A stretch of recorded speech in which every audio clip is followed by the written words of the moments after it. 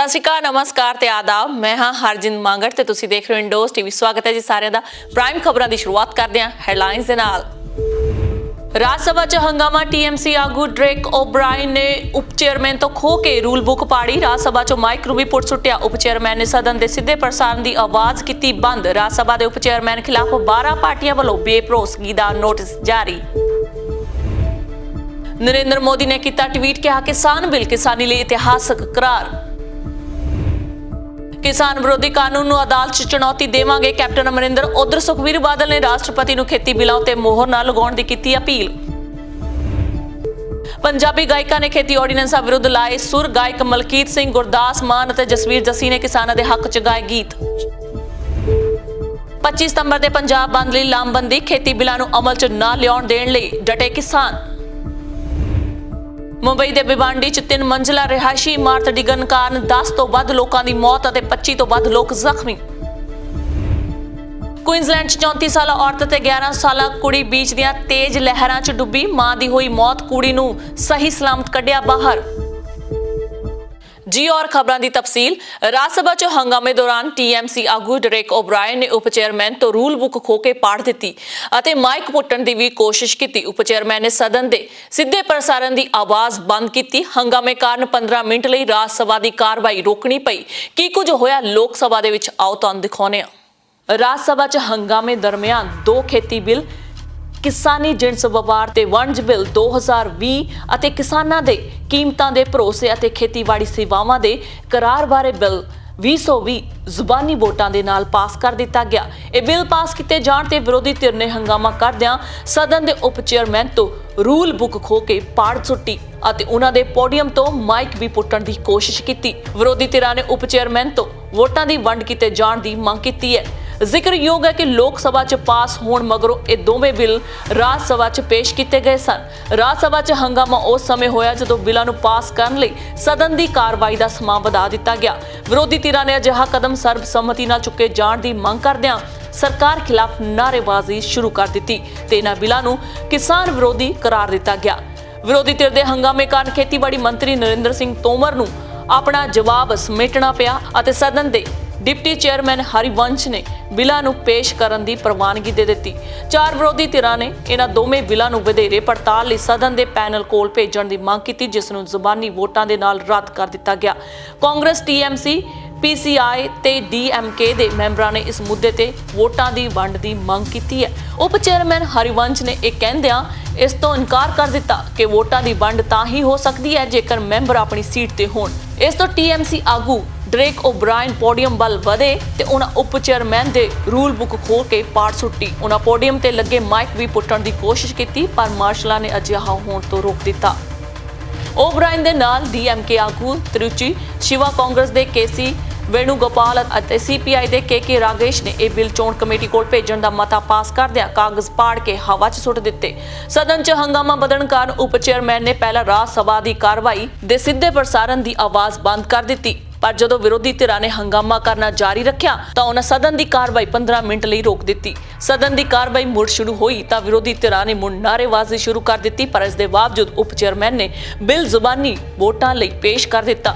ਪਹਿਲੇ ਬਿੱਲ ਨੂੰ ਜਦੋਂ ਸਦਨ ਤੋਂ ਪ੍ਰਵਾਨਗੀ ਮਿਲ ਗਈ ਅਤੇ ਬਿੱਲਾਂ ਨੂੰ ਚੋਣ ਕਮੇਟੀ ਕੋਲ ਭੇਜਣ ਦੀ ਮੰਗ ਰੱਦ ਹੋ ਗਈ ਤਾਂ ਵਿਰੋਧੀ ਧਿਰਾਂ ਦੇ ਘੱਟੋ-ਘੱਟ 2 ਮੈਂਬਰਾਂ ਨੇ ਰਾਜ ਸਭਾ ਦੇ ਅਫਸਰਾਂ ਦੇ ਮੇਜ਼ ਤੇ ਚੜ੍ਹਨ ਦੀ ਕੋਸ਼ਿਸ਼ ਕੀਤੀ, ਪਰ ਉਹਨਾਂ ਨੂੰ ਹੇਠਾਂ ਉਤਾਰ ਲਿਆ ਗਿਆ। ਇਸ ਹੰਗਾਮੇ ਦਰਮਿਆਨ ਹੀ ਦੋਵੇਂ ਖੇਤੀ ਬਿੱਲ ਜ਼ੁਬਾਨੀ ਵੋਟਾਂ ਨਾਲ ਪਾਸ ਕਰ ਦਿੱਤੇ ਗਏ ਅਤੇ ਵਿਰੋਧੀ ਧਿਰਾਂ ਵੱਲੋਂ ਸੁਝਾਈਆਂ ਗਈਆਂ ਸੋਧਾਂ ਰੱਦ ਕਰ ਦਿੱਤੀਆਂ ਗਈਆਂ। ਇਸ ਤੋਂ ਪਹਿਲਾਂ ਖੇਤੀ ਬਿੱਲਾਂ ਦੇ ਬਹਿਸ ਦੌਰਾਨ ਜਵਾਬ ਦਿੰਦਿਆਂ ਖੇਤੀਬਾੜੀ ਮੰਤਰੀ ਨਰਿੰਦਰ ਸਿੰਘ ਤੋਮਰ ਨੇ ਕਿਹਾ ਕਿ ਖੇਤੀ ਏਜੰਟਾਂ ਉੱਤੇ ਘੱਟੋ-ਘੱਟ ਸਮਰਥਨ ਮੁੱਲ ਪਹਿਲਾਂ ਦੀ ਤਰ੍ਹਾਂ ਜਾਰੀ ਰਹੇਗਾ ਤੇ ਕਿਸਾਨਾਂ ਨੂੰ ਦੇਸ਼ 'ਚ ਕਿਤੇ ਵੀ ਜਾ ਕੇ ਆਪਣੀ ਜਿਣਸ ਵੇਚਣ ਦੀ ਆਜ਼ਾਦੀ ਹੋਵੇਗੀ। ਉਹਨਾਂ ਫਸਲਾਂ ਦੀ ਸਰਕਾਰੀ ਖਰੀਦ ਪ੍ਰਣਾਲੀ ਖਤਮ ਹੋਣ ਉੱਤੇ ਉਹਨਾਂ ਦੀ ਨਿੱਜੀ ਕੰਪਨੀਆਂ ਵੱਲੋਂ ਲੁੱਟ ਕੀਤੇ ਜਾਣ ਸੰਬੰਧੀ ਕਿਸਾਨਾਂ ਦੇ ਖਦਸ਼ਿਆਂ ਨੂੰ ਖਾਰਜ ਕਰ ਦਿੱਤਾ। ਉਹਨਾਂ ਕਿਹਾ ਕਿ ਮੰਡੀਆਂ ਦਾ ਕੰਮ ਤੇ ਕਾਰੋਬਾਰ ਪਹਿਲਾਂ ਦੀ ਤਰ੍ਹਾਂ ਜਾਰੀ ਰਹੇਗਾ। ਨਵੇਂ ਬਿੱਲਾਂ ਤਹਿਤ ਕਿਸਾਨਾਂ ਨੂੰ ਆਪਣੀ ਜਿਣਸ ਦਾ ਭਾਅ ਆਪਣੀ ਮਰਜ਼ੀ ਅਨੁਸਾਰ ਤੈਅ ਕਰਨ ਦੀ ਪੂਰੀ ਖੁੱਲ੍ਹ ਹੋਵੇਗੀ ਤੇ ਉਸ ਨੂੰ 3 ਦਿਨ ਅੰਦਰ ਆਪਣੀ ਵੇਚੀ ਜਿਣਸ ਦੀ ਕੀਮਤ ਮਿਲ ਜਾਵੇਗੀ। ਉਧਰ ਖੇਤੀ ਬਿੱਲਾਂ ਨੂੰ ਰਾਜ ਸਭਾ 'ਚ ਪਾਸ ਕਰਾਉਣ ਦੇ ਢੰਗ ਤੋਂ ਨਾਰਾਜ਼ 12 ਵਿਰੋਧੀ ਪਾਰਟੀਆਂ ਨੇ ਰਾਜ ਸਭਾ ਦੇ ਉਪ ਚੇਅਰਮੈਨ ਹਰੀਵੰਸ਼ ਖਿਲਾਫ ਬੇਭਰੋਸਗੀ ਦਾ ਮਤਾ ਪਾਸ ਕਰਨ ਲਈ ਨੋਟਿਸ ਦਿੱਤਾ। ਨੋਟਿਸ ਦੇਣ ਵਾਲੀਆਂ ਪਾਰਟੀਆਂ 'ਚੋਂ ਕਾਂਗਰਸ, ਤ੍ਰਿਣਮੂਲ ਕਾਂਗਰਸ, ਸਮਾਜਵਾਦੀ ਪਾਰਟੀਆਂ, तेलंगाना राष्ट्र समिति, CPI, CPM, nationalist Congress party, राष्ट्रीय Janata Dal, national conference, DMK ਅਤੇ ਆਮ ਆਦਮੀ ਪਾਰਟੀ ਸ਼ਾਮਲ ਨੇ। ਕਾਂਗਰਸ ਆਗੂ ਅਹਿਮਦ ਪਟੇਲ ਨੇ ਕਿਹਾ ਕਿ ਜਿਸ ਢੰਗ ਨਾਲ ਬਿੱਲ ਪਾਸ ਕਰਵਾਏ ਗਏ ਉਹ ਲੋਕਤੰਤਰ ਦੀ ਉਪ ਚੇਅਰਮੈਨ ਨੇ ਸਦਨ ਦੀ ਕਾਰਵਾਈ ਮੁਲਤਵੀ ਕਰਨ ਅਤੇ VOTING ਕਰਵਾਉਣ ਦੀ ਮੰਗ ਨੂੰ ਮਨਜ਼ੂਰ ਕਰ ਦਿੱਤਾ। ਉਹਨਾਂ ਕਿਹਾ ਕਿ ਉਪ ਚੇਅਰਮੈਨ ਦੇ ਰਵੱਈਏ ਤੇ ਖੇਤੀ ਬਿੱਲ ਪਾਸ ਕਰਵਾਉਣ ਦੇ ਢੰਗ ਲਈ ਉਹਨਾਂ ਖਿਲਾਫ ਬੇਭਰੋਸਗੀ ਦਾ ਨੋਟਿਸ ਦਿੱਤਾ ਹੈ। ਮੌਨਸੂਨ ਇਜਲਾਸ ਦੇ ਪਹਿਲੇ ਦਿਨ ਹੀ 14 ਸਤੰਬਰ ਨੂੰ ਜਨਤਾ ਦਲ ਦੇ ਹਰੀਵੰਸ਼ ਨੂੰ ਮੁੜ ਉੱਪਰਲੇ ਸਦਨ ਦਾ ਉਪ ਚੇਅਰਮੈਨ ਚੁਣਿਆ ਗਿਆ ਸੀ। ਸ੍ਰੀ ਪਟੇਲ ਨੇ ਕਿਹਾ ਕਿ ਉਪ ਚੇਅਰਮੈਨ ਤੋਂ ਲੋਕਤੰਤਰੀ ਰਵਾਇਤਾਂ ਦੀ ਰਾਖੀ ਦੀ ਤਵੱਕੋ ਸੀ, ਪਰ ਉਹਨਾਂ ਇਸ ਨੂੰ ਖੋਰਾ ਲਾਉਣ ਦੀ ਕੋਸ਼ਿਸ਼ ਕੀਤੀ ਹੈ। ਬਿੱਲ ਪਾਸ ਹੋਣ ਮਗਰੋਂ ਜਦੋਂ ਸਦਨ ਦੀ ਕਾਰਵਾਈ ਮੁਲਤਵੀ ਹੋ ਗਈ ਤਾਂ ਵਿਰੋਧ ਕਰ ਰਹੇ ਮੈਂਬਰ ਰਾਜ ਸਭਾ ਅੰਦਰ ਹੀ ਧਰਨੇ ਤੇ ਬੈਠ ਗਏ। ਉਹਨਾਂ ਕਿਹਾ ਕਿ ਸਰਕਾਰ ਜਾਣਦੀ ਸੀ ਕਿ ਉਹਨਾਂ ਕੋਲ ਰਾਜ ਸਭਾ 'ਚ ਬਹੁਮਤ ਨਹੀਂ ਹੈ, ਜਿਸ ਕਾਰਨ ਉਹਨਾਂ VOTING ਕਰਵਾਉਣ ਤੋਂ ਗੁਰੇਜ਼ ਕੀਤਾ। ਪ੍ਰਧਾਨ ਮੰਤਰੀ ਨਰਿੰਦਰ ਮੋਦੀ ਲਗਾਤਾਰ ਖੇਤੀ ਆਰਡੀਨੈਂਸਾਂ ਨੂੰ ਕਿਸਾਨਾਂ ਦੇ ਹੱਕ 'ਚ ਕਹਿ ਰਹੇ ਨੇ। ਉਹਨਾਂ ਪੰਜਾਬ ਦੇ ਕਿਸਾਨਾਂ ਲਈ ਪੰਜਾਬੀ 'ਚ ਟਵੀਟ ਕੀਤਾ ਹੈ ਕਿ ਇਹ ਬਿੱਲ ਉਹਨਾਂ ਦੇ ਪੱਖ ਦੇ ਵਿੱਚ ਹੈ। ਪ੍ਰਧਾਨ ਮੰਤਰੀ ਨਰਿੰਦਰ ਮੋਦੀ ਨੇ ਸੰਸਦ 'ਚ ਖੇਤੀ ਸੰਬੰਧੀ 2 ਬਿੱਲ ਪਾਸ ਹੋਣ ਨੂੰ ਇਤਿਹਾਸਕ ਪਲ ਕਰਾਰ ਦਿੰਦਿਆਂ ਕਿਹਾ ਕਿ ਇਸ ਨਾਲ ਨਾ ਸਿਰਫ ਖੇਤੀ ਸੈਕਟਰ ਦੀ ਮੁਕੰਮਲ ਨੁਹਾਰ ਬਦਲੇਗੀ, ਸਗੋਂ ਕਰੋੜਾਂ ਕਿਸਾਨ ਵੀ ਮਜ਼ਬੂਤ ਬਣਨਗੇ। ਰਾਜ ਸਭਾ ਵੱਲੋਂ ਬਿੱਲ ਪਾਸ ਕੀਤੇ ਜਾਣ ਮਗਰੋਂ ਟਵੀਟ ਕਰਦਿਆਂ ਸ੍ਰੀ ਮੋਦੀ ਨੇ ਕਿਹਾ ਕਿ ਪ੍ਰਸਤਾਵਿਤ ਬਿੱਲਾਂ ਨਾਲ ਕਿਸਾਨਾਂ ਦਾ ਸ਼ਾਹੂਕਾਰਾਂ ਸਮੇਤ ਕਈ ਮੁਸ਼ਕਲਾਂ ਤੋਂ ਖਹਿੜਾ ਛੁੱਟ ਜਾਵੇਗਾ। ਉਹਨਾਂ ਮੁੜ ਕਿਸਾਨਾਂ ਨੂੰ ਭਰੋਸਾ ਦਿੱਤਾ ਕਿ ਘੱਟੋ-ਘੱਟ ਸਮਰਥਨ ਮੁੱਲ ਜਾਰੀ ਰਹੇਗਾ। ਪੰਜਾਬ ਦੇ ਕਿਸਾਨਾਂ ਤੱਕ ਪਹੁੰਚ ਬਣਾਉਣ ਦੀ ਕੋਸ਼ਿਸ਼ ਕਰਦਿਆਂ ਪ੍ਰਧਾਨ ਮੰਤਰੀ ਨੇ ਪੰਜਾਬੀ 'ਚ ਵੀ ਟਵੀਟ ਕੀਤਾ। ਉਹਨਾਂ ਕਿਹਾ ਕਿ ਮੈਂ ਪਹਿਲਾਂ ਵੀ ਆਖਿਆ ਸੀ ਅਤੇ ਹੁਣ ਫਿਰ ਆਖ ਰਿਹਾ, MSP ਪ੍ਰਣਾਲੀ ਜਾਰੀ ਰਹੇਗੀ, ਸਰਕਾਰ ਵੱਲੋਂ ਖਰੀਦ ਕੀਤੀ ਜਾਂਦੀ ਰਹੇਗੀ। ਅਸੀਂ ਆਪਣੇ ਕਿਸਾਨਾਂ ਦੀ ਸੇਵਾ ਕਰਨ ਲਈ ਅਸੀਂ ਅੰਨਦਾਤਿਆਂ ਦੀ ਸਹਾਇਤਾ ਲਈ ਹਰ ਸੰਭਵ ਕੋਸ਼ਿਸ਼ਾਂ ਕਰਾਂਗੇ ਅਤੇ ਉਹਨਾਂ ਦੀ ਆਉਂਦੀਆਂ ਪੀੜ੍ਹੀਆਂ ਲਈ ਬਿਹਤਰ ਜ਼ਿੰਦਗੀ ਯਕੀਨੀ ਬਣਾਵਾਂਗੇ। ਸ੍ਰੀ ਮੋਦੀ ਨੇ ਆਪਣੇ ਟਵੀਟ 'ਚ ਕਿਹਾ ਕਿ ਖੇਤੀ ਸੈਕਟਰ ਨੂੰ ਆਧੁਨਿਕ ਤਕਨੀਕਾਂ ਦੀ ਫੌਰੀ ਲੋੜ ਹੈ, ਕਿਉਂਕਿ ਇਸ ਨਾਲ ਮਿਹਨਤਕਸ਼ ਕਿਸਾਨਾਂ ਨੂੰ ਸਹਾਇਤਾ ਮਿਲੇਗੀ। ਕੇਂਦਰੀ ਮੰਤਰੀ ਅਤੇ ਭਾਜਪਾ ਆਗੂ ਪ੍ਰਕਾਸ਼ ਜਾਵੜੇਕਰ ਨੇ ਕਿਹਾ ਹੈ ਕਿ ਵਿਰੋਧੀ ਧਿਰਾਂ ਨੇ ਰਾਜ ਸਭਾ ਦਾ ਅਪਮਾਨ ਕੀਤਾ ਅਤੇ ਉਹਨਾਂ ਦੇ ਗੈਰ ਜਮਹੂਰੀ ਕਦਮਾਂ ਦੀ ਉਹ ਨਿਖੇਧੀ ਕਰਦੇ ਨੇ। ਕਿਸਾਨ ਵਿਰੋਧੀ ਕਾਨੂੰਨ ਨੂੰ ਅਦਾਲਤ 'ਚ ਚੁਣੌਤੀ ਦੇਣ ਦੀ ਕੈਪਟਨ ਅਮਰਿੰਦਰ ਸਿੰਘ ਨੇ ਗੱਲ ਆਖੀ ਹੈ ਅਤੇ ਉਧਰ ਸੁਖਬੀਰ ਬਾਦਲ ਨੇ ਰਾਸ਼ਟਰਪਤੀ ਨੂੰ ਖੇਤੀ ਬਿੱਲਾਂ ਤੇ ਮੋਹਰ ਨਾ ਲਗਾਉਣ ਦੀ ਅਪੀਲ ਕੀਤੀ ਹੈ। ਮੁੱਖ ਮੰਤਰੀ ਕੈਪਟਨ ਅਮਰਿੰਦਰ ਨੇ ਕਿਹਾ ਕਿ ਉਹ ਪੰਜਾਬ ਦੇ ਕਿਸਾਨਾਂ ਦੇ ਹਿੱਤਾਂ ਲਈ ਆਖਰੀ ਸਾਹ ਤੱਕ ਲੜਨਗੇ ਤੇ ਕਿਸਾਨ ਵਿਰੋਧੀ ਕਾਨੂੰਨਾਂ ਨੂੰ ਅਦਾਲਤ ਵਿੱਚ ਚੁਣੌਤੀ ਦੇਣਗੇ। ਉਹਨਾਂ ਕਿਹਾ ਕਿ ਇਹਨਾਂ ਕਾਨੂੰਨਾਂ ਨੂੰ ਰਾਸ਼ਟਰਪਤੀ ਦੀ ਮਨਜ਼ੂਰੀ ਮਿਲਦੇ ਹੀ ਉਹ ਅਦਾਲਤ ਦਾ ਬੂਹਾ ਖੜਕਾਉਣਗੇ। ਮੁੱਖ ਮੰਤਰੀ ਨੇ ਬਿੱਲ ਪਾਸ ਕਰਨ ਮੌਕੇ ਜ਼ੁਬਾਨੀ ਵੋਟ ਦੀ ਰਣਨੀਤੀ ਅਪਣਾਏ ਜਾਣ ਉੱਤੇ ਵੀ ਸਵਾਲ ਖੜੇ ਕੀਤੇ। ਉਹਨਾਂ ਕਿਹਾ ਕਿ ਇੰਨੇ ਗੰਭੀਰ ਮੁੱਦੇ ਬਾਰੇ ਸਦਨ ਵੱਲੋਂ ਵੋਟਾਂ ਦੀ ਵੰਡ ਦਾ ਰਾਹ ਕਿਉਂ ਨਹੀਂ ਅਪਣਾਇਆ ਗਿਆ। ਉਹਨਾਂ ਕਿਹਾ ਕਿ ਸ਼੍ਰੋਮਣੀ ਅਕਾਲੀ ਦਲ ਅਜੇ ਤੱਕ ਬੇਸ਼ਰਮੀ ਨਾਲ ਸਰਕਾਰ ਦਾ ਹਿੱਸਾ ਬਣਿਆ ਹੋਇਆ, ਪਰ ਉਹ ਅਜਿਹੇ ਜ਼ਾਲਮ ਕਾਨੂੰਨਾਂ ਰਾਹੀਂ ਕਿਸਾਨਾਂ ਦੇ ਹੱਕ ਅਤੇ ਹਿੱਤਾਂ ਨੂੰ ਪੈਰਾਂ ਹੇਠ ਕੁਚਲਣ ਦੀ ਆਗਿਆ ਨਹੀਂ ਦੇਣਗੇ। ਮੁੱਖ ਮੰਤਰੀ ਨੇ ਚੇਤਾਵਨੀ ਦਿੱਤੀ ਹੈ ਕਿ ਇਹ ਪਲ ਨਾ ਸਿਰਫ ਕਿਸਾਨਾਂ ਲਈ ਮੌਤ ਸਿੱਧ ਹੋਵੇਗਾ, ਬਲਕਿ ਇਸ ਨਾਲ ਦੇਸ਼ ਦੀ ਖੁਰਾਕ ਸੁਰੱਖਿਆ ਨੂੰ ਵੱਡਾ ਖਤਰਾ ਦਰਪੇਸ਼ ਰਹੇਗਾ। ਉਹਨਾਂ ਕਿਹਾ ਕਿ ਕਰੋਨਾ ਮਹਾਮਾਰੀ ਦੇ ਬਾਵਜੂਦ ਕਿਸਾਨਾਂ ਦੇ ਦਿੱਲੀ ਵੱਲ ਨੂੰ ਚਾਲੇ ਪਾਉਣ ਤੋਂ ਸਾਫ਼ ਹੈ ਕਿ ਮੂਰਖ ਨਹੀਂ ਨੇ। ਮੁੱਖ ਮੰਤਰੀ ਨੇ 2019 ਦੀਆਂ ਲੋਕ ਸਭਾ ਚੋਣਾਂ ਲਈ ਜਾਰੀ ਕਾਂਗਰਸ ਦੇ ਚੋਣ ਮਨੋਰਥ ਪੱਤਰ ਬਾਰੇ ਕੀਤੇ ਜਾ ਰਹੇ ਗੁੰਮਰਾਹਕੁੰਨ ਪ੍ਰਚਾਰ ਲਈ ਵੀ ਵਿਰੋਧੀ ਪਾਰਟੀਆਂ ਤੇ ਤਿੱਖੇ ਹਮਲੇ ਕੀਤੇ। ਉਧਰ ਸ਼੍ਰੋਮਣੀ ਅਕਾਲੀ ਦਲ ਦੇ ਪ੍ਰਧਾਨ ਅਤੇ ਸੰਸਦ ਮੈਂਬਰ ਸੁਖਬੀਰ ਸਿੰਘ ਬਾਦਲ ਨੇ ਰਾਸ਼ਟਰਪਤੀ ਰਾਮਨਾਥ ਕੋਵਿੰਦ ਨੂੰ ਅਪੀਲ ਕੀਤੀ ਹੈ ਕਿ ਸੰਸਦ ਵੱਲੋਂ ਪਾਸ ਕੀਤੇ ਗਏ ਖੇਤੀ ਬਿੱਲਾਂ ਉੱਤੇ ਦਸਤਖਤ ਨਾ ਕਰਨ।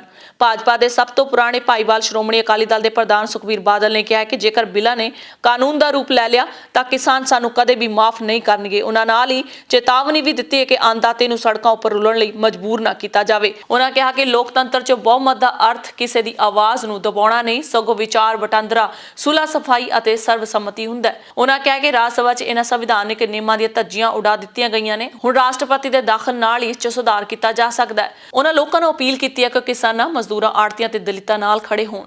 ਉਹਨਾਂ ਕਿਹਾ ਕਿ ਅੰਨਦਾਤਾ ਭੁੱਖਾ ਭਾਣੇ ਸੜਕਾਂ ਉੱਪਰ ਨਾ ਸੋਵੇ, ਇਸ ਲਈ ਰਾਸ਼ਟਰਪਤੀ ਦਖਲ ਦੇਣ, ਨਹੀਂ ਤਾਂ ਕਿਸਾਨ ਸਾਨੂੰ ਕਦੇ ਮਾਫ ਨਹੀਂ ਕਰਨਗੇ। ਦੇਸ਼ ਦੇ ਕਰੋੜਾਂ ਲੋਕਾਂ ਅਤੇ ਲੋਕਤੰਤਰ ਲਈ ਅੱਜ ਦੇ ਦਿਨ ਨੂੰ ਨਿਰਾਸ਼ਾ ਭਰਿਆ ਦੱਸਦਿਆਂ ਉਹਨਾਂ ਅਪੀਲ ਕੀਤੀ ਹੈ ਕਿ ਰਾਸ਼ਟਰਪਤੀ ਇਹ ਬਿੱਲ ਸੰਸਦ ਵਿੱਚ ਵਾਪਸ ਭੇਜ ਕੇ ਉਹਨਾਂ ਤੇ ਨਜ਼ਰਸਾਨੀ ਲਈ ਆਖਣ। ਪੰਜਾਬੀ ਗਾਇਕਾਂ ਨੇ ਕਿਸਾਨਾਂ ਦੇ ਹੱਕ 'ਚ ਸੁਰ ਲਗਾਏ ਨੇ। ਪ੍ਰਸਿੱਧ ਗਾਇਕ ਮਲਕੀਤ ਸਿੰਘ, ਗੁਰਦਾਸ ਮਾਨ ਅਤੇ ਜੱਸੀ ਜਸਵੀਰ ਨੇ ਕਿਸਾਨਾਂ ਦੇ ਹੱਕ 'ਚ ਗੀਤ ਗਾਏ ਨੇ ਅਤੇ ਕਿਸਾਨਾਂ ਦੇ ਦਰਦ ਨੂੰ ਬਿਆਨ ਕੀਤਾ ਹੈ। ਪ੍ਰਸਿੱਧ ਗਾਇਕ ਮਲਕੀਤ ਸਿੰਘ ਨੇ ਖੇਤੀ ਬਿੱਲਾਂ ਦੇ ਮੁੱਦੇ ਤੇ ਅੰਨਦਾਤਿਆਂ ਦੀ ਹਮਾਇਤ ਕਰਦਿਆਂ ਆਖਿਆ ਕਿ ਪਹਿਲਾਂ ਸਰਕਾਰ ਇੱਕ ਰਾਸ਼ਟਰ ਇੱਕ ਭਾਸ਼ਾ ਦਾ ਨਾਰਾ ਲਿਆਈ ਸੀ ਜੋ ਗਲਤ ਸੀ। ਹੁਣ ਸਰਕਾਰ ਇੱਕ ਰਾਸ਼ਟਰ ਇੱਕ ਮੰਡੀ ਨਾਲ ਫਿਰ ਆਈ ਹੈ। ਉਹਨਾਂ ਕਿਹਾ ਕਿ ਮੈਂ ਸੋਚਦਾ ਕਿ ਵੱਡੇ ਕਿਸਾਨ ਆਪਣੀ ਫਸਲ ਵੇਚਣ ਲਈ ਕਿਸੇ ਹੋਰ ਰਾਜ ਵਿੱਚ ਜਾ ਸਕਦੇ ਨੇ, ਪਰ ਦਰਮਿਆਨੇ ਅਤੇ ਛੋਟੇ ਕਿਸਾਨਾਂ ਨੂੰ ਵੱਡੀ ਸਮੱਸਿਆ ਦਾ ਸਾਹਮਣਾ ਕਰਨਾ ਪਵੇਗਾ। ਇਸ ਲਈ ਪ੍ਰਧਾਨ ਮੰਤਰੀ ਨਰਿੰਦਰ ਮੋਦੀ ਨੂੰ ਇਸ ਬਾਰੇ ਸੋਚਣਾ ਚਾਹੀਦਾ ਹੈ। ਇਸ ਲਈ ਸਾਰਿਆਂ ਨੂੰ ਸਾਡੇ ਪੰਜਾਬ ਦੀ ਬਿਹਤਰੀ ਲਈ ਕੁਝ ਕਰਨਾ ਚਾਹੀਦਾ ਹੈ। ਮਲਕੀਤ ਨੇ ਕਿਹਾ ਕਿ ਗਾਣਿਆਂ ਵਿੱਚ ਅਸੀਂ ਜੱਟਾਂ ਨੂੰ ਵੱਡੇ ਹੀਰੋ ਵਜੋਂ ਪੇਸ਼ ਕਰਦੇ ਹਾਂ। ਮੈਂ ਸਾਰੇ ਪ੍ਰਵਾਸੀ ਭਾਰਤੀਆਂ ਅਤੇ ਕਲਾਕਾਰਾਂ ਨੂੰ ਉਹਨਾਂ ਦਾ ਸਮਰਥਨ ਕਰਨ ਦੀ ਅਪੀਲ ਕਰਾਂਗਾ। ਜੇਕਰ ਉਹ ਭਾਰਤ ਵਿੱਚ ਹੁੰਦੇ ਤਾਂ ਉਹਨਾਂ ਨਾਲ ਵਿਰੋਧ ਪ੍ਰਦਰਸ਼ਨ ਕਰਨ ਗਏ ਹੁੰਦੇ, ਕਿਉਂਕਿ ਉਹ ਵੀ ਜੱਟ ਦੇ ਪੁੱਤ ਨੇ। ਮਲਕੀਤ ਸਿੰਘ ਨੇ ਸੋਸ਼ਲ ਮੀਡੀਆ ਤੇ ਆਪਣੇ ਪ੍ਰਸ਼ੰਸਕਾਂ ਨਾਲ ਲਾਈਵ ਗੱਲਬਾਤ ਦੌਰਾਨ ਇਹ ਗੱਲ ਕਹੀ। ਉਹਨਾਂ ਨੇ ਗੀਤ ਗਾਇਆ ਪੰਜਾਬ ਸਾਡਾ ਰਹੇ ਵਸਦਾ, ਖੇਤ ਮਜ਼ਦੂਰ ਰਹੇ ਵਸਦਾ, ਅਤੇ ਇੱਥੇ ਆਈਆਂ ਕਈ ਸਰਕਾਰਾਂ ਨੇ ਪਰ ਦੁੱਖ ਸੁਣਿਆ ਨਹੀਂ ਕਦੀ ਕਿਸੇ ਜੱਟ ਦਾ। ਗੁਰਦਾਸ ਮਾਨ ਵੀ ਬੀਤੀ ਰਾਤ ਕਿਸਾਨਾਂ ਦੇ ਹੱਕ ਵਿੱਚ ਨਿਤਰਿਆ ਅਤੇ ਆਪਣੇ ਸੋਸ਼ਲ ਮੀਡੀਆ ਹੈਂਡਲ ਉੱਤੇ ਕਿਸਾਨ ਹੈ ਹਿੰਦੁਸਤਾਨ ਹੈ ਪੋਸਟ ਕੀਤਾ। ਉਹਨਾਂ ਜੈ ਕਿਸਾਨ ਜੈ ਜਵਾਨ ਸਰਬੱਤ ਦਾ ਭਲਾ ਹੋਵੇ ਵੀ ਅੰਕਿਤ ਕੀਤਾ ਹੈ। ਪੰਜਾਬੀ ਗਾਇਕ ਜਸਵੀਰ ਜੱਸੀ ਨੇ ਵੀ ਗੀਤ ਗਾਇਆ। ਕੋਈ ਵੀ ਸਰਕਾਰ ਹੋਵੇ, ਕੋਈ ਵੀ ਦਰਬਾਰ ਹੋਵੇ, ਕਿਸਾਨ ਨੂੰ ਆਪਣੇ ਹੱਕਾਂ ਲਈ ਲੜਨਾ ਕਿਉਂ ਪੈਂਦਾ ਹੈ? ਦੇਸ਼ ਨੂੰ ਜ਼ਿੰਦਗੀ ਦੇ ਕੇ ਆਪ ਕਿਉਂ ਮਰਨਾ ਪੈਂਦਾ ਹੈ? ਕਿਉਂਕਿ ਕੋਈ ਸਰਕਾਰ ਅੰਨਦਾਤਾ ਦੀ ਗੱਲ ਨਹੀਂ ਸੁਣਦੀ, ਕਿਉਂ ਕੋਈ ਠੋਸ ਨੀਤੀ ਕਿਸਾਨ ਲਈ ਨਹੀਂ ਬਣਦੀ। ਇਸ ਤੋਂ ਪਹਿਲਾਂ ਸਾਲ 2018 ਵਿੱਚ ਵੀ ਜੱਸੀ ਨੇ ਦਿੱਲੀ ਦੇ ਰਾਮਲੀਲਾ ਮੈਦਾਨ ਵਿੱਚ ਕਿਸਾਨਾਂ ਦੇ ਪ੍ਰਦਰਸ਼ਨ ਵਿੱਚ ਹਿੱਸਾ ਲਿਆ ਸੀ। ਗਾਇਕ ਪੰਮੀ ਬਾਈ ਅਤੇ ਹਰਜੀਤ ਹਰਮਨ ਨੇ ਕਿਸਾਨਾਂ ਦਾ ਸਮਰਥਨ ਕਰਨ ਦਾ ਐਲਾਨ ਕੀਤਾ। ਕਿਸਾਨਾਂ ਨੇ 25 ਸਤੰਬਰ ਦੇ ਪੰਜਾਬ ਬੰਦ ਲਈ ਲਾਮਬੰਦੀ ਕਰ ਲਈ ਹੈ। ਕਿਸਾਨ ਖੇਤੀ ਬਿੱਲਾਂ ਨੂੰ ਅਮਲ 'ਚ ਨਾ ਲੈ ਕੇ ਆਉਣ ਲਈ ਡਟ ਗਏ ਨੇ। ਕਿਸਾਨਾਂ ਨੇ 1500 ਪਿੰਡਾਂ ਦੇ ਵਿੱਚ ਮੋਦੀ ਦੇ ਪੁਤਲੇ ਫੂਕੇ ਹੈ। 24 ਤੋਂ 26 ਸਤੰਬਰ ਤੱਕ 48 ਘੰਟੇ ਲਈ ਰੇਲ ਆਵਾਜਾਈ ਰੋਕੀ ਜਾਣ ਦੇ ਪ੍ਰੋਗਰਾਮ ਨੇ। ਪ੍ਰਧਾਨ ਮੰਤਰੀ ਨਰਿੰਦਰ ਮੋਦੀ ਖਿਲਾਫ ਪੰਜਾਬ ਦੇ ਹਜ਼ਾਰਾਂ ਕਿਸਾਨਾਂ ਨੇ ਕਰੀਬ 1500 ਪਿੰਡਾਂ ਵਿੱਚ ਪੁਤਲੇ ਫੂਕ ਕੇ ਆਪਣਾ ਗੁੱਸਾ ਕੱਢਿਆ। 31 ਕਿਸਾਨ ਧਿਰਾਂ ਵੱਲੋਂ ਸਾਂਝੇ ਤੌਰ ਤੇ ਖੇਤੀ ਬਿੱਲਾਂ ਖਿਲਾਫ ਅੰਦੋਲਨ ਵਿੱਢਿਆ ਗਿਆ ਹੈ। ਲੰਮੇ ਅਰਸੇ ਮਗਰੋਂ ਇੰਨੀਆਂ ਕਿਸਾਨ ਧਿਰਾਂ ਇੱਕੋ ਮੰਚ ਤੇ ਇਕੱਤਰ ਹੋਈਆਂ ਨੇ। ਇਹਨਾਂ ਕਿਸਾਨ ਧਿਰਾਂ ਵੱਲੋਂ ਨਾਲੋਂ ਨਾਲ 25 ਸਤੰਬਰ ਦੇ ਪੰਜਾਬ ਬੰਦ ਦੀ ਤਿਆਰੀ ਵੀ ਸ਼ੁਰੂ ਕਰ ਦਿੱਤੀ ਗਈ ਹੈ। ਪੰਜਾਬ ਦੀਆਂ 31 ਧਿਰਾਂ ਦੇ ਕੋਆਰਡੀਨੇਟਰ ਡਾਕਟਰ ਦਰਸ਼ਨਪਾਲ ਪਟਿਆਲਾ ਨੇ ਦੱਸਿਆ ਕਿ ਕਰੀਬ 1500 ਦੇ ਪਿੰਡਾਂ ਵਿੱਚ ਪ੍ਰਧਾਨ ਮੰਤਰੀ ਨਰਿੰਦਰ ਮੋਦੀ ਅਤੇ ਕੇਂਦਰ ਸਰਕਾਰ ਦੇ ਅਰਥੀ ਫੂਕ ਮੁਜ਼ਾਹਰੇ ਕੀਤੇ ਗਏ ਨੇ। ਉਹਨਾਂ ਦੱਸਿਆ ਕਿ ਅੱਜ ਕਿਸਾਨ ਧਿਰਾਂ ਦੇ ਸਥਾਨਕ ਆਗੂ ਆਪਸ ਵਿੱਚ ਬੈਠ ਕੇ ਪੰਜਾਬ ਬੰਦ ਦੀ ਤਿਆਰੀ ਲਈ ਰੂਪ ਰੇਖਾ ਉਲੀਕਣਗੇ। ਉਹਨਾਂ ਸਪਸ਼ਟ ਕੀਤਾ ਕਿ ਇਹਨਾਂ ਕਿਸਾਨ ਧਿਰਾਂ ਵਿੱਚ ਕਿਸੇ ਵੀ ਸਿਆਸੀ ਪਾਰਟੀ ਦਾ ਕੋਈ ਕਿਸਾਨ ਵਿੰਗ ਸ਼ਾਮਲ ਨਹੀਂ ਹੈ।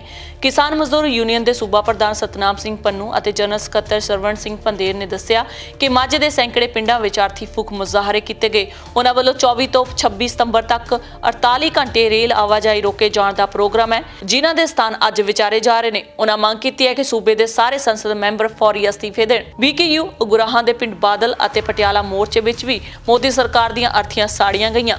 ਯੂਨੀਅਨ ਦੀ ਕਾਰਜਕਾਰਨੀ ਜਨਰਲ ਸਕੱਤਰ ਹਰਿੰਦਰ ਕੌਰ ਬਿੰਦੂ ਅਤੇ ਸੀਨੀਅਰ ਆਗੂ ਸ਼ਿੰਗਾਰਾ ਸਿੰਘ ਮਾਨ ਨੇ ਦੱਸਿਆ ਕਿ ਪੰਜਾਬ ਬੰਦ ਦੌਰਾਨ ਮਾਲਵੇ ਦੇ ਰੇਲ ਮਾਰਗ ਜਾਮ ਕੀਤੇ ਜਾਣਗੇ, ਜਿਨ੍ਹਾਂ ਦੀ ਸ਼ਨਾਖਤ ਕੀਤੀ ਜਾ ਰਹੀ ਹੈ। ਉਹਨਾਂ ਕਿਹਾ ਕਿ ਕੇਂਦਰ ਨੇ ਰਾਜ ਸਭਾ ਵਿੱਚ ਖੇਤੀ ਬਿੱਲ ਪਾਸ ਕਰਵਾ ਕੇ ਆਪਣੀ ਜਿੱਦ ਪੁਗਾ ਲਈ ਹੈ, ਪਰੰਤੂ ਹੁਣ ਕਿਸਾਨ ਇਹਨਾਂ ਕਾਨੂੰਨਾਂ ਨੂੰ ਅਮਲ ਵਿੱਚ ਨਹੀਂ ਆਉਣ ਦੇਣਗੇ।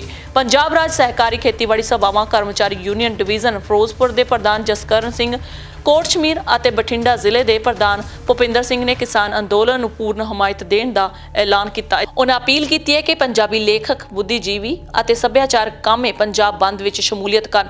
ਆੜ੍ਹਤੀਆਂ ਨੇ ਵੀ ਕਿਸਾਨ ਅੰਦੋਲਨ ਨੂੰ ਹਮਾਇਤ ਦੇਣੀ ਸ਼ੁਰੂ ਕਰ ਦਿੱਤੀ ਹੈ। ਅੰਦੋਲਨ 'ਚ ਵੱਡੀ ਗਿਣਤੀ ਵਿੱਚ ਨੌਜਵਾਨ ਵੀ ਹੁਮ-ਹੁਮਾ ਕੇ ਪੁੱਜ ਰਹੇ ਨੇ।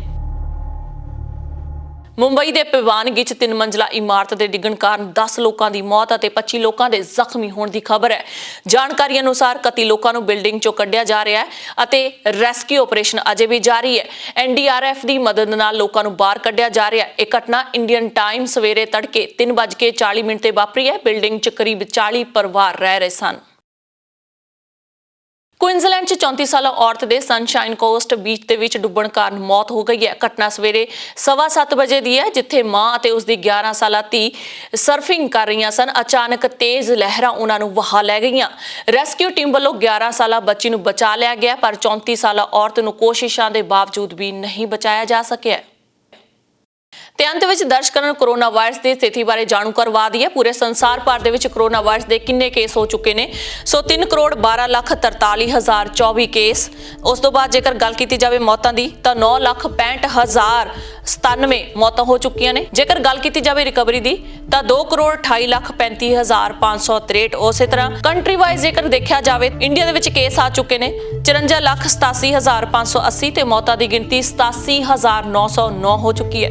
ਤੀਜੇ ਨੰਬਰ ਤੇ ਬ੍ਰਾਜ਼ੀਲ 45,44,629 ਕੇਸ ਤੇ ਮੌਤਾਂ ਦੀ ਗਿਣਤੀ 1,36,895 ਹੋ ਚੁੱਕੀ ਹੈ। ਚੌਥੇ ਨੰਬਰ ਤੇ ਰਸ਼ੀਆ 11,03,399 ਕੇਸ ਤੇ ਮੌਤਾਂ ਦੀ ਗਿਣਤੀ 19,418। 5ਵੇਂ ਨੰਬਰ ਤੇ ਪੇਰੂ ਦੇ ਵਿੱਚ ਕੇਸਾਂ ਦੀ ਗਿਣਤੀ 7,68,895 ਹੋ ਚੁੱਕੀ ਹੈ। ਜੇਕਰ ਗੱਲ ਕੀਤੀ ਜਾਵੇ ਮੌਤਾਂ ਦੀ ਤਾਂ 31,369 ਹੋ ਚੁੱਕੀ ਹੈ। ਸੋ ਇਹ ਸਨ ਸੰਸਾਰ ਭਰ ਦੇ 5 ਟੌਪ ਦੇਸ਼ ਜਿਨ੍ਹਾਂ ਦੇ ਵਿੱਚ ਕੋਰੋਨਾ ਵਾਇਰਸ ਦੇ ਕੇਸਾਂ ਦੀ ਗਿਣਤੀ ਦਾ ਅੰਕੜਾ ਲਗਾਤਾਰ ਵਧਦਾ ਜਾ ਰਿਹਾ ਹੈ। ਸਰਕਾਰ ਵੱਲੋਂ ਦਿੱਤੀਆਂ ਹਦਾਇਤਾਂ ਦੀ ਪਾਲਣਾ ਕਰੋ, ਘਰਾਂ ਤੋਂ ਬਾਹਰ ਘੱਟ ਨਿਕਲੋ, ਆਪਣੀ ਤੇ ਆਲੇ ਦੁਆਲੇ ਦੀ ਸਫਾਈ ਜ਼ਰੂਰ ਰੱਖੋ। ਇਸੇ ਵਿੱਚ ਮਨੁੱਖਤਾ ਦੀ ਭਲਾਈ ਹੈ। ਇਜਾਜ਼ਤ ਦਿਓ। ਧੰਨਵਾਦ।